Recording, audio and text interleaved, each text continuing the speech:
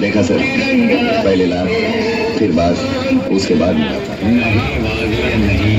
આપણે ટૂંક જ સમયની અંદર રેલીનું પ્રસ્થાન કરવા જઈ રહ્યા છીએ। આપણા આગેવાનોને આપણી આ તિરંગા યાત્રા છે તે પ્રસ્થાન કરવા જઈ રહી છે।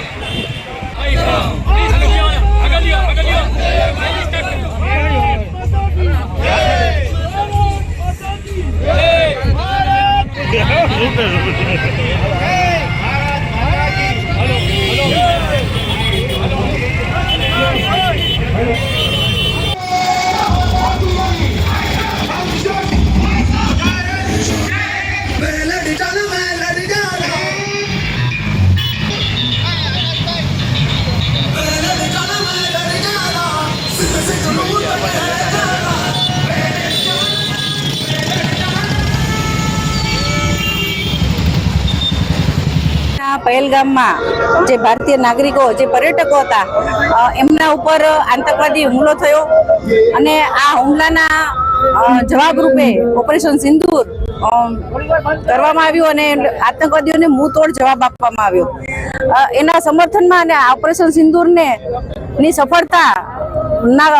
સફળતાના કારણે આજ રોજ અહીં જામનગર શહેરમાં બધી વિવિધ સંસ્થાઓ સાથે જોડાય અને એક તિરંગા યાત્રાનું આયોજન કર્યું છે। જામનગર શહેરની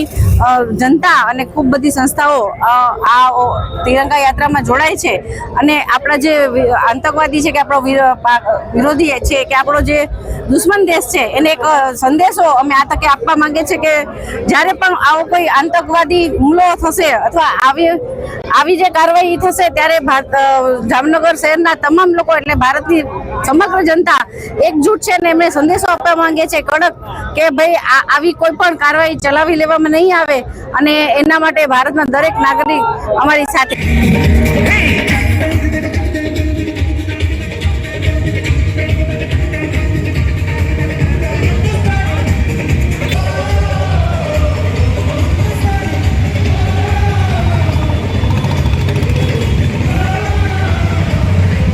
મજબૂતીથી જે મુંહતોડ જવાબ માનનીય મોદી સાહેબના નેતૃત્વમાં આપણી ભારતીય સેનાએ જે રીતે આપ્યું એની જ એક સરાહના રૂપે અને જે સૈનિકોએ એનું જીવનું બલિદાન રાષ્ટ્રની રક્ષા માટે રાષ્ટ્રના ગૌરવ માટે આપ્યું એમને એક શ્રદ્ધાંજલિ રૂપે આજે જામનગર શહેરમાં તિરંગા યાત્રાનું આયોજન કરવામાં આવ્યું છે। આ આયોજન જામનગરની અલગ અલગ સંસ્થાઓ દ્વારા કરવામાં આવ્યું છે। એમાં પૂર્વ સૈનિકો પણ છે, એમાં નાગરિકોની અલગ અલગ સંસ્થા છે, તમામ સમાજો તમામ ધર્મો એટલે કે આખું જામનગર એકજૂટ થઈ અને એમને એમના સૈન્ય પર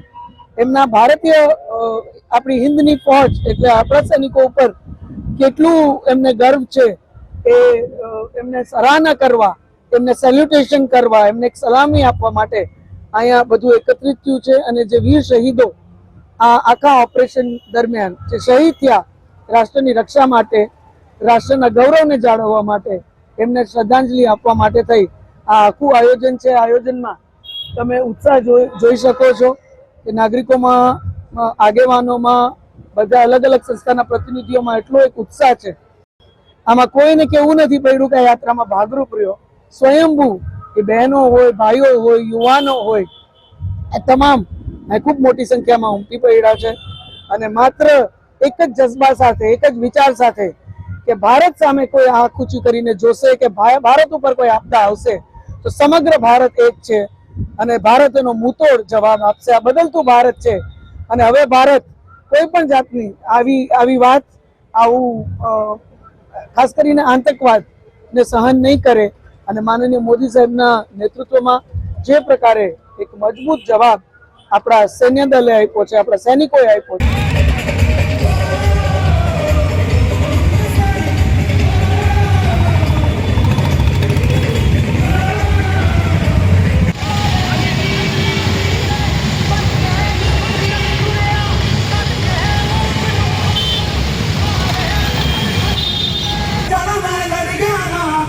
से जुनून तक है जाना, पहले जाना,